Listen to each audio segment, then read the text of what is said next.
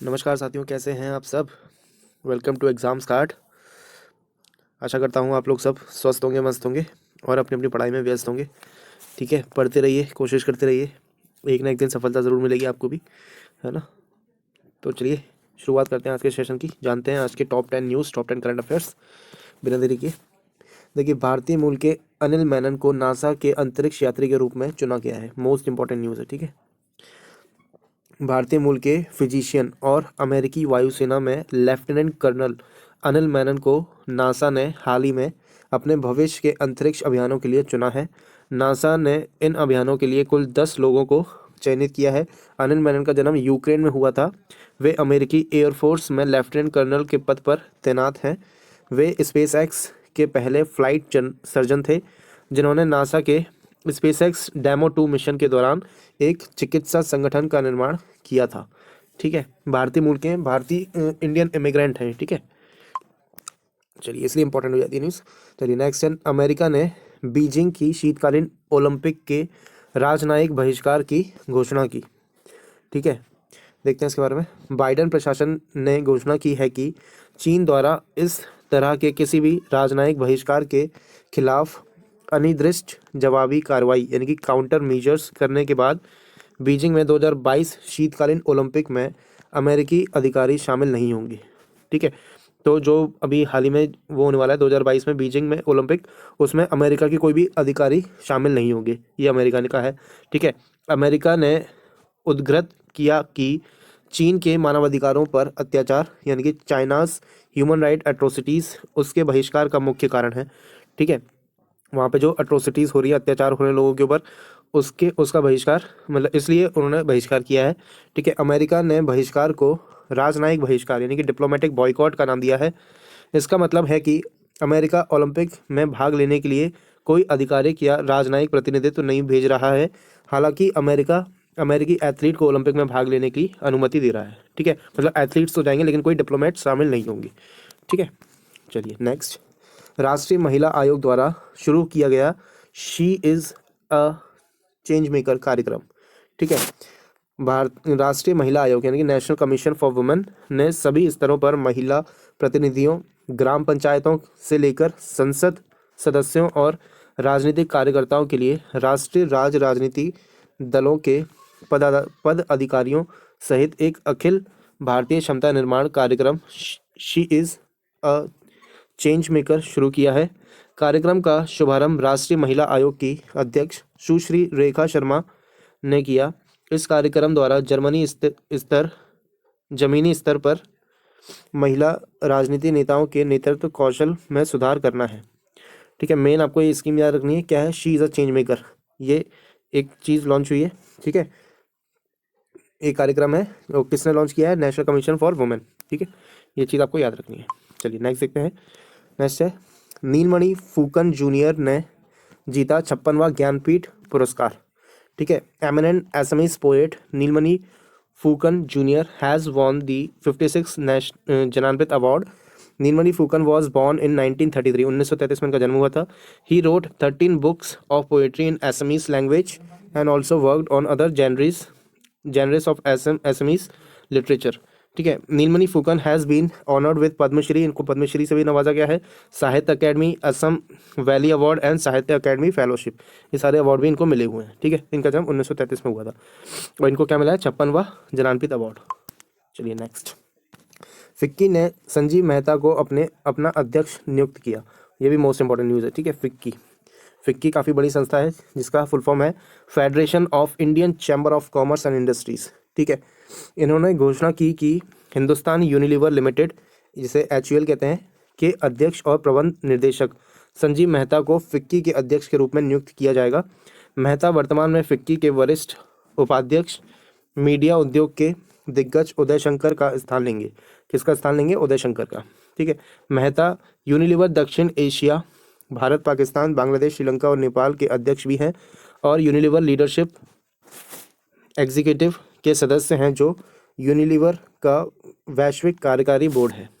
ठीक है, क्या याद रखोगे आप, फिक्की के नए चेयरमैन कौन बने हैं अब, संजीव मेहता। ठीक है, किसकी जगह लेंगे, उदय शंकर की। चलिए नेक्स्ट, एक सेकंड, इसमें ये रह गया था, फिक्की की स्थापना कब हुई थी? 1927 को, ठीक है, 1927 को, ये भी आपको याद रखना है।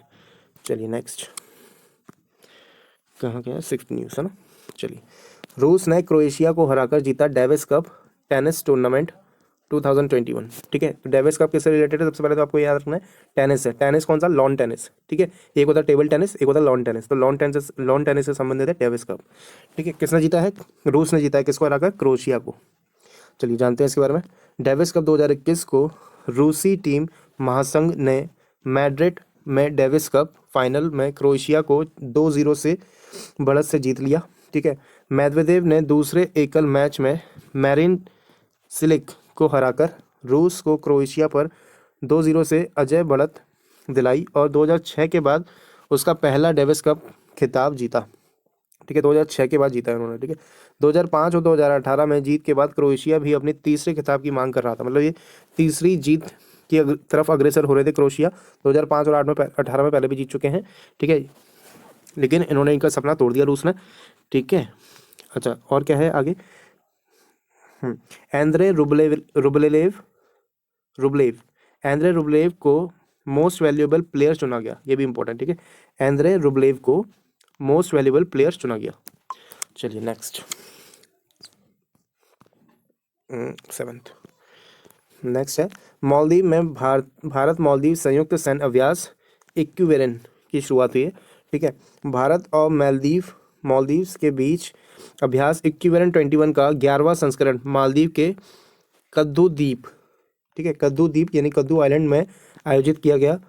त्रिवेही भाषा में इक्विवेरन का अर्थ है मित्र यानी फ्रेंड्स है, ठीक है। यह एक इंडो आर्यन भाषा है। यह भारत, लक्षद्वीप, मालदीव्स में बोली जाती है। यह अभ्यास दोनों देशों के सशस्त्र बलों के बीच जमीन और समुद्र दोनों पर अंतर्राष्ट्रीय आतंकवाद को समझने, आतंकवाद विरोधी अभियानों का संचालन करने और सर्वोत्तम सैन्य प्रथाओं और अनुभवों को साझा करने के मामले में तालमेल और अंतर संचालन को बढ़ाता है, ठीक है। चलिए नेक्स्ट देखते हैं। उज्जीवन स्मॉल फाइनेंस बैंक ने इतरा डेविस को एमडी और सीईओ नामित किया बताइए, है ना। उज्जीवन स्मॉल फाइनेंस बैंक, ठीक है। इन्होंने इनके जो निर्देशक मंडल हैं उसके उन्होंने इतरा डेविस को बैंक के एमडी और सीईओ नियुक्त किया है। डेविस को आरबीआई के अनुमोदन की तारीख से 3 साल की अवधि के लिए या आरबीआई द्वारा अनुमोदित ऐसी अन्य अवधि के लिए एमडी और सीईओ के रूप में नियुक्त किया गया है। मतलब हाल फिलहाल में इनको 3 साल के लिए नियुक्त किया गया है। डेविस जुलाई 2018 से उज्जीवन फाइनेंशियल सर्विसेज लिमिटेड के एमडी और सीईओ थे, जहां से उन्होंने 2021 में इस्तीफा दे दिया था, ठीक है। पहले किसके एमडी और सीईओ थे? Ujjivan financial services limited. अब किसके बन गए हैं? उज्जीवन स्मॉल फाइनेंस बैंक के, ठीक है। कौन बने हैं ये आपको याद रखना है, का नाम इतरा डेविस। चलिए नेक्स्ट देखते हैं। हाँ, पुणे बिम्स्टेक देशों के साथ संयुक्त सैन्य अभ्यास पैनेक्स 21 की मेजबानी करेगा। कौन करेगा? पुणे, ठीक है। पैनेक्स 21 एक मानवीय सहायता और आपदा राहत अभ्यास है। यह बिम्स्टेक में कौन कौन से देश आते हैं ये बहुत इंपॉर्टेंट है, आपको याद रखना है। भूटान, बांग्लादेश, नेपाल, म्यांमार, श्रीलंका, भारत और थाईलैंड, ठीक है। इसका आप स्क्रीनशॉट ले सकते हो अगर आपको स्क्रीनशॉट लेना है तो, ठीक है। देखो एक बार स्क्रीनशॉट ले लो इसका। बिम्स्टेक देश आपको पता होना चाहिए, कई बार पूछे जाते हैं ये कि बिम्स्टेक में कौन कौन से कंट्रीज आती हैं। ले लिया आपने? चलिए अब पढ़ते हैं इसके बारे में। पैनेक्स एक मानवीय सहायता और आपदा राहत अभ्यास है। यह बिम्स्टेक देशों के लिए आयोजित किया जाता है होगा। अभ्यास बिम्स्टेक देशों के बीच आयोजित किया जाना है, तो ये सारे देश हैं इसमें, ठीक है। अभ्यास का मुख्य उद्देश्य प्राकृतिक आपदाओं के जवाब में क्षेत्रीय सहयोग का निर्माण करना है। इसका आयोजन पुणे में 20 दिसंबर से 22 दिसंबर तक किया जाएगा, ठीक है। मुझे जाना ही है वो, ठीक है। चलिए, तो इसका मेन ऑब्जेक्टिव क्या है? The main objective of the exercise is to build regional corporation in response to natural disasters. तो जो भी नेचुरल डिजास्टर्स आते हैं उसके ऊपर विचार विमर्श करने के लिए ये मेनली एक्सरसाइज होगी, ठीक है। एक रीजनल कॉर्पोरेशन बनेगा इससे। सिटी यूनियन बैंक और एनपीसीआई ने ऑन द गो वियरेबल की चेन लॉन्च किया, ठीक है। ऑन द गो वियरेबल की चेन लॉन्च किया है किसने? सिटी यूनियन बैंक ने, एनपीसीआई के साथ साझेदारी करके। चलिए, सिटी यूनियन बैंक ने national payment corporation of India, NPCI का फुल फॉर्म क्या है, national payment corporation of India, और इसके मैन्युफैक्चरिंग पार्टनर कौन है, शेशई के साथ मिलकर अपने डेबिट कार्ड ग्राहकों के लिए RuPay on the go contactless variable की चेन लॉन्च करने की घोषणा की है। यह संपर्क रहित वेरिएबल की चेन का गुच्छा उनके दैनिक जीवन शैली का हिस्सा होगा और ग्राहकों को सुरक्षित रूप से टैप करने और कैशलेस भुगतान करने में सक्षम बनाता है। ठीक है, मतलब आप एक की चेन की तरह अपने डाल सकते हैं इसको। ठीक है, और इसके बाद आप कहीं भी इसका इस्तेमाल कर सकते हैं अपने पेमेंट करने के लिए, है ना। तो अच्छा इनिशिएटिव है ये भी। तो ये थे हमारे आज के टॉप 10 करंट अफेयर्स। अगर आपको वीडियो पसंद आई तो वीडियो को लाइक ज़रूर करें, शेयर करें जितना ज़्यादा हो सके अपने दोस्तों के साथ, और चैनल पर पहली बार आए तो सब्सक्राइब जरूर कर लें। ये हमारा ऑफिशियल टेलीग्राम चैनल है एग्जाम्स कार्ड का, यहाँ पे आपको इसकी पीडीएफ मिल जाएगी, वहाँ से आप डाउनलोड कर लेना, और जैसे भी आपको रीड आउट करना आप रीड आउट कर सकते हो। हिंदी इंग्लिश दोनों लैंग्वेज में कंटेंट अवेलेबल है। ठीक है, चलिए मिलते हैं नेक्स्ट क्लास में कल। Till then take care, bye bye.